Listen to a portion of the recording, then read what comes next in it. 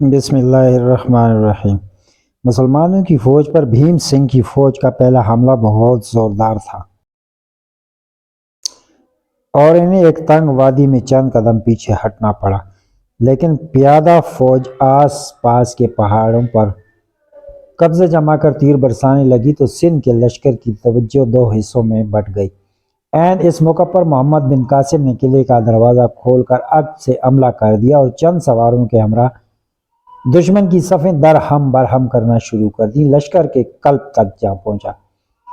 لشکر کے عین درمیان سبز پرچم دیکھ کر محمد بن ہارون نے اپنے لشکر کو تین اطراف سے عام حملے کا حکم دے دیا۔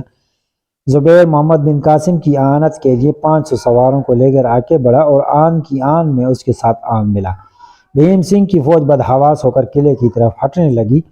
وادی میں اٹھتی ہوئی گرد نشان کے دھندلکے کے ساتھ مل کر آمد شب کے آثار پیدا کر دیے۔ بھیم سنگھ نے آخری بار اپنی فوج کی ٹوٹی ہوئی صفیں منظم کرنے کی کوشش کی، لیکن زبیر کی تقلید میں محمد بن ہارون کے باقی سپاہی بھی میدان کو صاف کرتے ہوئے محمد بن قاسم کے ساتھ آ ملے۔ بھیم سنگھ کی فوج غیر منظم ہو کر مختلف ٹولیوں میں لڑنے لگی۔ مسلمانوں کے دباؤ سے کئی ٹولیاں پسپا ہو کر قلعے کے قریب پہنچ چکی تھی، اور جب قلعے کے محافظ ان پر تیر برسانے لگے تو وہ بدحواس ہو کر ادھر ادھر بھاگ نکلے۔ خالد تیر اندازوں کی ایک جماعت کے ساتھ ایک ٹیلے سے اترا اور نعرہ تکبیر بلند کرتے ہوئے دشمن کی ایک ٹولی پر ٹوٹ پڑا۔ بدحواس سپاہی ایک طرف ہٹ گئے اور خالد ان کے تعاقب میں اپنی ساتھیوں سے علیحدہ ہو گئے۔ دشمن کے سپاہیوں نے موقع پا کر اسے چاروں طرف سے گھیر لیا۔ اچانک ایک سوار گھوڑا دوڑاتا ہوا آیا، اس نے اللہ اکبر کہہ کر اس ٹولی پر حملہ کر دیا۔ خالد اس کی آواز پہچان کر چونکا، یہ زہرہ تھی۔ زہرہ کی تلوار یک کے بعد دیگرے دو سپاہیوں کے سروں پر چمکی، دونوں گر کر خاک میں لوٹنے لگے۔ ایک سپاہی نے آگے بڑھ کر زہرہ پر وار کیا۔ زہرہ کا گھوڑا اچانک بھدکا اور تلوار اس کی اگلی ٹانگ پر لگی۔ گھوڑے کے چند چھلانگیں لگائی اور ڈگمگا کر گر پڑا۔ مسلمانوں کے دستے کو قریب آ کر دیکھ کر بھیم سنگھ کے سپاہیوں نے میدان کا یہ حصہ خالی کر دیا۔ خالد بھاگتا ہوا زہرہ کے پاس پہنچا۔ وہ گھوڑے کے قریب منہ کے بل پڑی ہوئی تھی۔ قریب پہنچ کر خالد کے ہاتھ پاؤں پھول گئے۔ اس کے منہ سے بیک وقت سسکیاں آہیں اور دعائیں نکلی۔ وہ رکا، جھجکا، کپکپایا اور پھر بھاگ کر زہرہ کو اٹھانے لگا۔ مان اسے زہرہ کی پیٹھ پر خون کے نشان اور زرہ میں 2 تیر اٹکے ہوئے نظر آئے، اور وہ زندگی کی تمام حیثیت سمٹ کر اس کی آنکھوں میں آ گئی۔ اس نے یک کے بعد دیگرے دونوں تیر نکال کر پھینک دیے۔ زہرہ نے ایک جرجری لینے کے بعد آنکھیں کھولی اور اٹھ کر بیٹھ گئی۔ خالد نے چاند کی ہلکی اور پھیکی روشنی میں اس کا زرد چہرہ دیکھ کر کہا، تمہیں تکلیف تو نہیں ہوئی؟ اس کی ہونٹوں پر فاتحانہ مسکراہٹ کھیل رہی تھی۔ اس نے کہا، نہیں، میں نے ان تیروں کو محسوس بھی نہیں کیا۔ گھوڑے سے گرنے کے بعد میرا سر چکرا گیا تھا۔ میں بالکل ٹھیک ہوں۔ میدان کا کیا حال ہے؟ میدان خالی ہو چکا ہے۔ خدا نے تمہیں فتح دی ہے، لیکن ناہید کہاں ہے؟ وہ قلعے میں ہے۔ میں آپ سے ایک بات پوچھنا چاہتی ہوں۔ وہ کیا؟ آپ مجھ سے خفا تو نہیں؟ زہرہ، مجھے نادم نہ کرو، مجھے اپنی سخت کلامی کا بہت افسوس ہے۔ وہ بولی، نہیں، میں غلطی پر تھی۔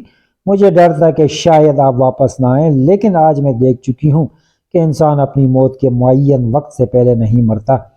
میں تیروں کی بارش میں گزر کر میدان تک پہنچی، لیکن میں نے محسوس کیا کہ قدرت کا زبردست ہاتھ میری حفاظت کر رہا ہے۔ مسلمانوں کی فوج فتح کے نعرے لگاتی ہوئی قلعے کے دروازے کے سامنے جمع ہو رہی تھی۔ خالد نے کہا، چلو زہرہ، ناہید بہت پریشان ہوگی۔ زہرہ نے اٹھ کر خالد کے ساتھ چند قدم اٹھائے، لیکن اسے چکر آیا اور وہ ڈگمگاتی ہوئی زمین پر بیٹھ گئی۔ اس نے خالد سے پانی مانگا۔ خالد نے گرے ہوئے سپاہی کی چادر اتار کر اس کے منہ سے لگا دی۔ زہرہ پانی کے چند گھونٹ پی کر اٹھ بیٹھی۔ خالد نے کہا، زہرہ، میں اٹھا لوں؟ خون بہہ جانے کی وجہ سے تم بہت زیادہ کمزور ہو چکی ہو۔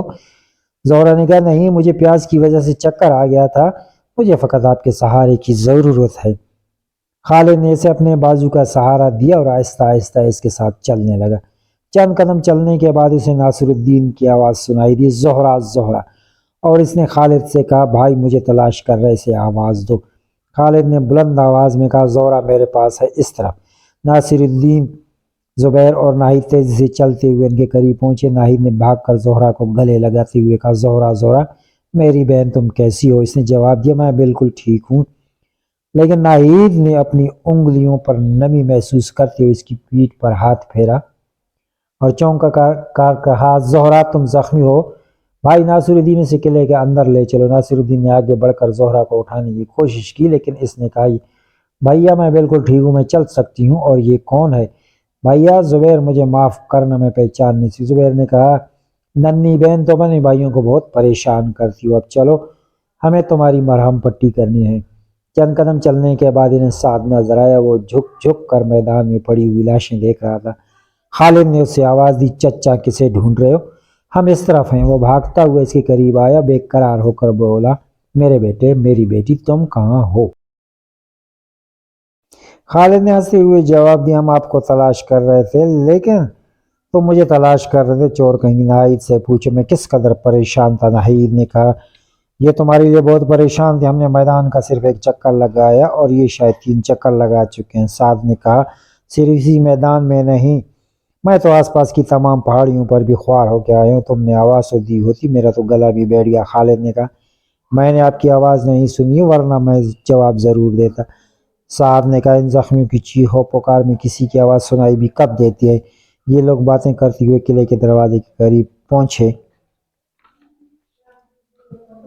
تو ناہید نے آہستہ سے سعد کے کان میں کہا۔ وہ چند بار سر ہلانے کے بعد ناصر الدین سے مخاطب ہوا میں علیحدگی میں آپ سے ایک بات کرنا چاہتا ہوں۔ ناصر الدین نے اس کے ساتھ چند قدم چلنے کے بعد رک گیا کہ یہ کیا ارشاد ہے؟ سعد نے آس پاس جمع ہونے والے سپاہیوں کی طرح دیکھتے ہوئے جواب دیا یہاں نہیں، یہاں سے یہاں بہت لوگ ہیں۔ ناصر الدین نے کہا بہت اچھا، آپ یہاں چاہے چلے۔ قلعے کے دروازے سے کوئی 500 قدم دور جا کے سعد نے ایک پتھر پر بیٹھ دی، آپ بھی بیٹھ جائے۔ ناصر الدین اس کے سامنے دوسرے پتھر پر بیٹھ گیا۔ سعد نے کہا پہلے آپ وعدہ کریں آپ میری بات سن کر میرا سر پھوڑنے پر تیار نہیں ہو جائیں گے؟ ناصر الدین نے جواب دیا اگر کوئی سر پھوڑنے والی بات ہوئی تو ضرور چھوڑوں گا۔ سعد نے کچھ دیر سوچنے کے بعد کہا بات تو ایسی کوئی نہیں، لیکن پرائے ہاتھوں کا کیا اعتبار؟ اچھا میں کہہ دیتا ہوں، بات یہ کہ میں مایا نہیں، زہرہ آپ کی بہن ہے اور میرے لیے بھی وہ بیٹی سے کم نہیں۔ خالد بھی مجھے بہت عزیز ہے، بالکل اپنے بیٹے کی طرح، اور اس سے آگے میری سمجھ میں نہیں آتا کہ میں کیا کہوں، مجھے ڈر ہے کہ آپ خفا ہو جائیں گے۔ ناصر الدین نے کہا میں سمجھ گیا ہوں، تم یہ کہنا چاہتے کہ خالد اور زہرہ کی شادی کر دی جائے؟ ہاں ہاں، خدا تمہارا بھلا کرے، میں یہی کہنا چاہتا ہوں، بس اسی بات کے لیے مجھے یہاں گھسیٹ لائے۔ سعد نے جواب دیا مجھے یہ خیال ہے کہ اگر آپ بگڑ کر میری داڑھی نوچنے پر آمادہ ہو جائیں تو دوسرے ہمارا تماشا نہ دیکھیں۔ ناصر الدین نے جواب دیا میں حیران ہوں، مجھے آپ نے اس قدر برا خیال کیا۔ مجھے گنگو سے نفرت تھی، لیکن سعد کی میرے دل میں وہی عزت ہے جو ایک راجپوت کے دل میں اپنے باپ کے لیے ہونی چاہیے۔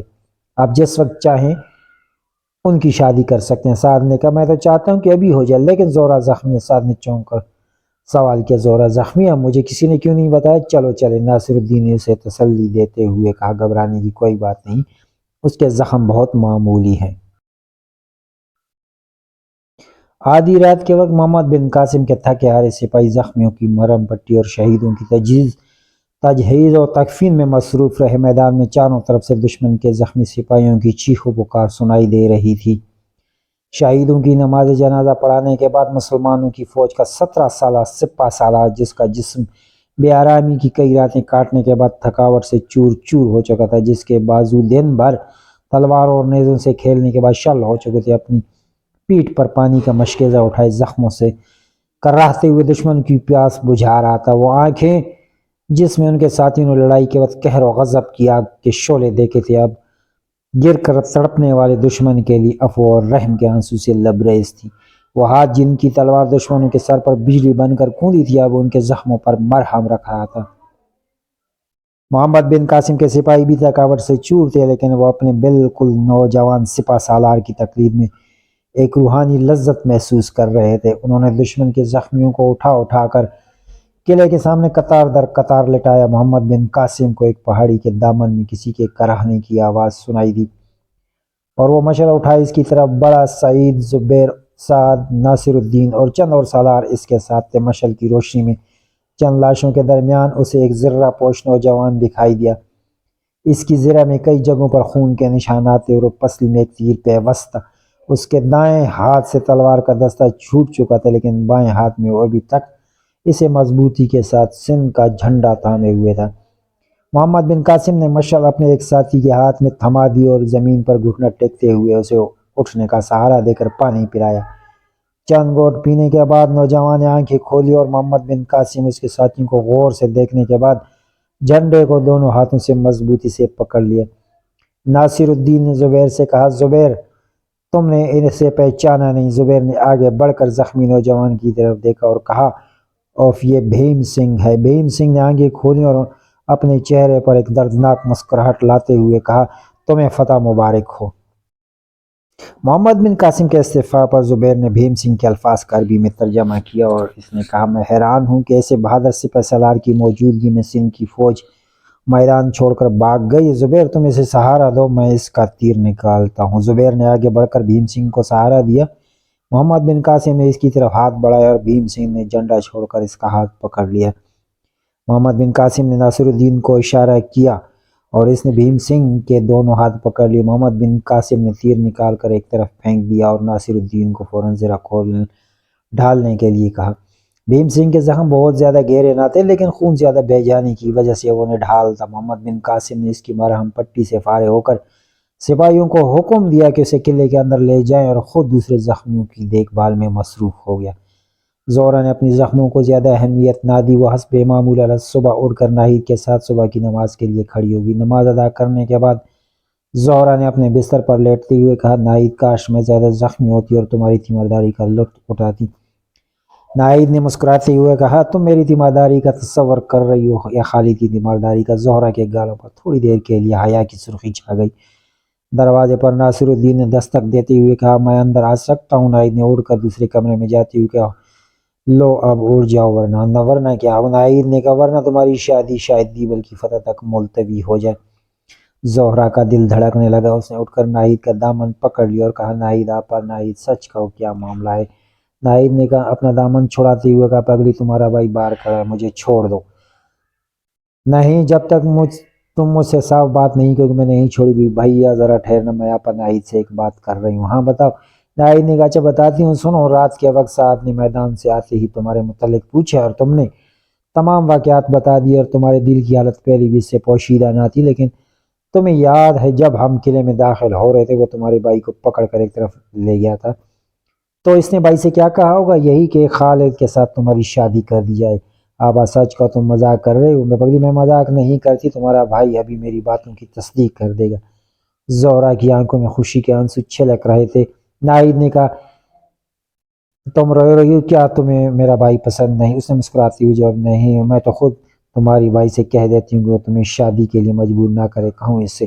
یہ کہتے ہوئے ناہید ایک شرارت آمیز تبسم کے ساتھ دروازے کی طرف بڑھی، لیکن زہرہ آگے بڑھ کر اس کے ساتھ لپٹ گئی۔ میری بہن، میری آپا، اس نے آنسو پوچھتے ہوئے کہا۔ ناہید نے کہا، تو تم خالد کے ساتھ شادی کرنے کے لیے رضامند ہو؟ زہرہ نے اس کی طرف دیکھا، مسکرائی اور دوسری طرف کمرے کی طرف دھکیلتی ہوئے بولی، جاؤ تم بہت شریر ہو۔ ناصر الدین نے بھائی سے آواز دی، زہرہ تمہاری باتیں کب ختم ہوں گی؟ اس نے بستر پر بیٹھتے ہوئے جواب دیا، آ جاؤ بھیا۔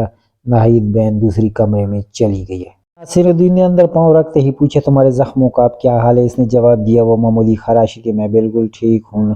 ناصر الدین کے قریب چارپائی پر بیٹھ گیا۔ زہرہ کا دل دھڑک رہا۔ تھوڑی دیر سوچنے کے بعد ناصر الدین نے کہا، زہرہ، خالد ایک بہادر نوجوان ہے، میرا ارادہ ہے کہ تمہاری شادی اس سے کے ساتھ کر دی جائے، تمہیں یہ رشتہ پسند ہے؟ زہرہ نے جواب دینے کے بجائے دونوں ہاتھوں میں اپنا منہ چھپا لیا۔ ناصر الدین تھوڑی دیر سوچنے کے بعد کہا، میرا ارادہ تھا کہ سندھ فتح ہونے کے بعد تمہاری شادی دھوم دھام سے ہو، لیکن مسلمان ایسی رسومات کو برا سمجھتے ہیں۔ اس کے علاوہ اہل سندھ کے ساتھ ابھی فیصلہ کن جنگ ہونے والی ہے، سپاہی کو اپنی زندگی کا کوئی بھروسہ نہیں ہوتا، میں چاہتا ہوں کہ تمہیں اپنے ہاتھوں سے خالد کو سونپ دوں۔ ناہید تمہیں بہت چاہتی ہو، تمہارا خیال رکھے گی اور زیادہ اطمینان کے ساتھ اسلام کی خدمت کر سکو گے۔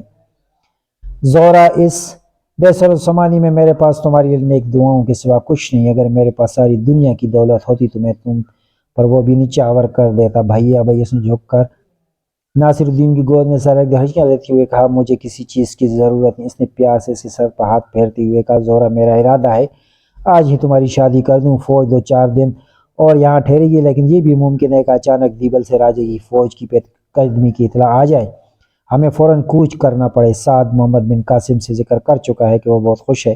سعد خالد سے بھی پوچھ چکا ہے۔ بہن ناہید کو بھی مبارکباد دو۔ سالار اعظم خود اس کے بھائی کو بلا کر اس کی رضامندی حاصل کر چکے ہیں اور خود تم دونوں کا نکاح پڑھانا چاہتے ہیں۔ باہر سے سر نے ناصر الدین کو آواز دی، اٹھ کر کمرے سے نکل گیا۔ زہرا نے اٹھ کر برابر والے کمرے کا دروازہ کھولتے ہوئے کہا، ناہید ناہید تم نے سنا، آج تمہاری شادی ہے۔ میری شادی؟ ناہید کے چہرے پر حیا و مسرت کی سرخی دوڑنے لگی۔ ہاں ناہید، تمہاری شادی۔ اب بتا تمہیں یہ زبیر پسند ہے یا نہیں؟ اور میں بھی ابھی انہیں بلا کر کہتی ہوں کہ اپنے لیے کوئی اور لڑکی تلاش کرے۔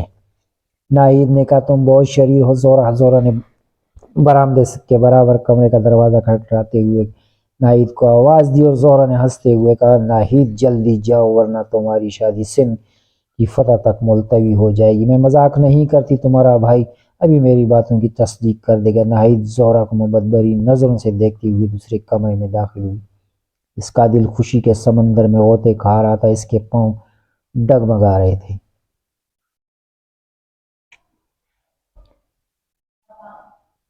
شام کے وقت لشکر کے تمام سالار قلعے کے ایک وسیع کمرے میں جمع ہو کر زبیر اور خالد کو ان کی شادی پر مبارکباد دے رہے تھے۔ ناہید اور زہرا اپنے کمروں میں بیٹھی آپس میں باتیں کر رہی تھی۔ ناہید نے کہا، زہرا نے کہا کہ وقت تمہاری زبان گم کیوں ہو گئی؟ ناہید، مجھے معلوم نہیں، تم جانتی ہو مجھے یہ امید نہ تھی کہ تمام باتیں اس قدر جلدی ہو جائیں گی۔ میرے کان سائیں سائیں کر رہے تھے، مجھے یہ بھی معلوم نہ تھا کہ میں کہاں ہوں۔ پھر اگر نکاح پڑھانے والا محمد بن قاسم کے بجائے کوئی اور ہوتا تو میں شاید اس قدر بدحواس نہ ہوتی۔ اس کے چہرے پر کتنا جلال تھا اور اس کی آواز کس قدر رعبدار تھی۔ سچ کہتا ہوں، وہ انسان نہیں دیوتا ہے، اور ہمیں دیوتاؤں سے ڈرنا سکھایا گیا ہے۔ ناہید، اگر تم میرے پاس نہ ہوتی تو شاید میری زبان بالکل نہ کھلتی۔ انہوں نے پوچھا، تمہیں خالد قبول ہے؟ اور میں شرم سے پانی پانی ہو گئی۔ ناہید، مجھے ابھی تک یہ یقین نہیں آتا کہ تمہاری بھائی کے ساتھ میری شادی ہو چکی ہے۔ کبھی کبھی مجھے خیال آتا ہے کہ میں ایک خواب دیکھ رہا ہوں۔ کیا تمہیں اپنی شادی ایک خواب معلوم نہیں ہوتی؟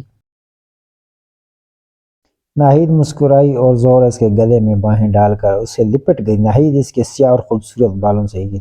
اچانک اس کے دل میں ایک خیال آیا، اس نے اپنے گلے میں موتیوں کا ہار اتار کر زہرا کے گلے میں ڈال دیا۔ زہرا نے کہا، نہیں نہیں، یہ تمہیں اچھا لگتا ہے۔ ناہید نے جواب دیا، میرے پاس دوسرا ہے، مجھے خالد دے گیا ہے۔ یہ کہتے ہوئے اپنے ہیرے کی انگوٹھی اتاری اور زہرا کے احتجاج کے باوجود اس کی انگلی میں پہنا دی۔ دیکھو، اگر تمہیں میری خوشی منظور ہے تو اسے مت اتار دو۔ زہرا مغموم سی ہو کر ناہید کی طرف دیکھنے لگی۔ ناہید نے کہا، زہرا تم مغموم کیوں ہو گئی ہو؟ مجھے زیور اچھے نہیں لگتے اور تمہارے ملک میں زیور پہننے کا رواج ہے۔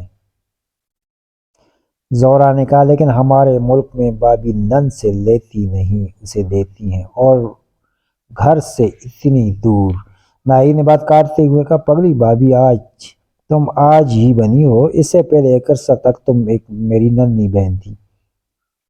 زبیر نے کہا، ناہید، سندھ کی فتح کے بعد بھائی جان کا ارادہ ہے کہ وہ کھاٹیا وار جا کر اسلام کی تبلیغ کرے۔ میرا بھی ارادہ ہے کہ میں چند دن کے لیے وہاں جاؤں، کاش تم بھی ہمارے ساتھ چل سکو۔ ہمارا گھر سمندر کے کنارے ایک چھوٹے سے قلعے میں ہے، اس کے تین طرف آموں کے وسیع باغات ہیں، بیچ میں ایک ندی گزرتی ہے اور میں اس ندی کے کنارے آم کے ایک درخت پر جھولا جھولا کرتی تھی۔ برسات کے دنوں میں اس ندی کا پانی بہت تیز بہتا تھا اور میں اپنی سہیلیوں کے ساتھ اس میں نہایا کرتی تھی۔ بارش میں ہم آم توڑ کر کھایا کرتی، شہد کی طرح میٹھے آم۔ باغ سے پرے ایک خوبصورت جھیل تھی، ہم پانی میں کود کر آنکھ مچولی کھیلتی اور کنول کے پھول توڑ کر ایک دوسرے پر پھینکتی۔ ناہید، میں تمہیں وہاں ضرور لے چلوں گی۔ ناہید نے جواب دیا، خدا ہمیں فتح دے، ممکن ہے سندھ کے بعد ہماری افواج تمہارے شہر کا رخ کریں۔ زہرا نے کہا، خدا وہ دن جلد لائے اور میں اپنے ہاتھوں سے اس قلعہ پر اسلام کا پرچم لہراؤں گی۔ ناہید، حیران ہوں کہ میرے خیالات میں اتنا بڑا تغیر کیوں کر آ گیا۔ مجھے اچھوتوں سے سخت نفرت تھی۔ ایک دن میں اپنی سہیلیوں کے ساتھ جھیل پر گئی، وہاں ایک اچھوت لڑکا نہا رہا تھا، ہم نے اسے پتھر مار مار کر بے ہوش کر دیا، اور ایک دن ایک نیچ ذات مسافر ہمارے باغ کے پاس سے گزرا، اس نے نیچے گرے ہوئے چند آم اٹھائے اور ہمارے نوکروں نے اسے 8 پیر تک ایک درخت کے ساتھ باندھے رکھا۔ میں کئی دفعہ وہاں سے گزری اور تم حیران ہوگی کہ اسے بھوکا اور پیاسا دے کر مجھے ذرا بھی رحم نہ آیا۔ اب اگر میں وہاں گئی تو آس پاس کی بستیوں کے تمام اچھوتوں کو دعوت دوں گی کہ آؤ ہمارے باغ کے آم کھاؤ اور ہمارے کنویں کا ٹھنڈا اور میٹھا پانی پیو۔ ان سب سے بڑی حضرت ہمارے مندروں میں آ کر ہمارے دیوتاؤں کی پوجا کرتی تھی، اور میں انہیں یہ پیغام دوں گی کہ مسلمان اس ملک میں وہ عبادت گاہیں تعمیر کرنے کے لیے آئے ہیں جن میں ایک اچھوت برہمن کے ساتھ بلکہ اس سے بھی آگے کھڑا ہو سکتا ہے۔ ناہید نے کہا خدا تمہاری خواہش پوری کرے۔